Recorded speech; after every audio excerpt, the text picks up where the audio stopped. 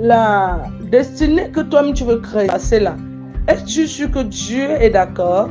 Question.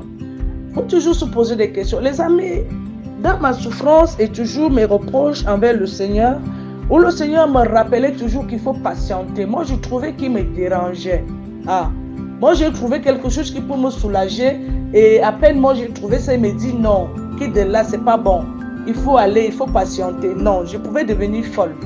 Tu es en train de tracer une route d'argent, tu te dis qu'on t'a demandé de donner ceci, donner cela.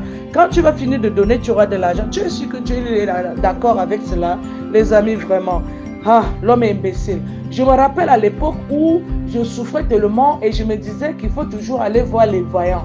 Et que derrière cela, quand ils vont me donner des petites sommes demander des petites sommes d'argent, cherche 10 000, on va te faire un petit truc comme ça, ça devait donner. Les amis, l'homme se torture lui-même.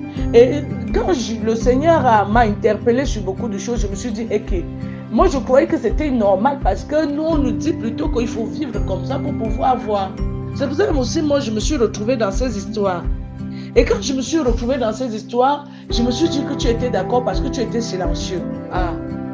Vraiment. C'est-à-dire, quand tu crois qu'il est silencieux, qu'il est d'accord, c'est alors là que tu sors une autre version. Mais attends un peu, tu es allé faire l'enfant avec cet homme et c'est moi qui t'ai envoyé. Seigneur, je manquais de l'amour. C'est-à-dire, je voulais être aimé par un homme, par une femme. C'est-à-dire, chaque jour, je trouvais toujours des excuses par rapport à ce que Dieu lui. Vous voyez? Alors qu'au fond, le Seigneur nous demande tout simplement de patienter. L'homme, lui, n'a pas cette obéissance de la patience. Il veut toujours agir. Et il agit très vite. C'est-à-dire, l'esprit d'oppression, c'est pour ça que ça nous attend. C'est-à-dire, nous sommes tellement pressés, sans connaître même où nous partons et pourquoi nous sommes là. À la fin, quand nous devenons essoufflés, nous recommençons encore à pleurer.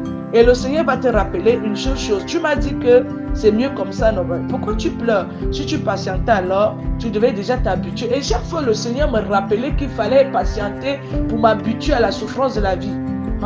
Je ne comprenais rien. Je pouvais seulement me suicider.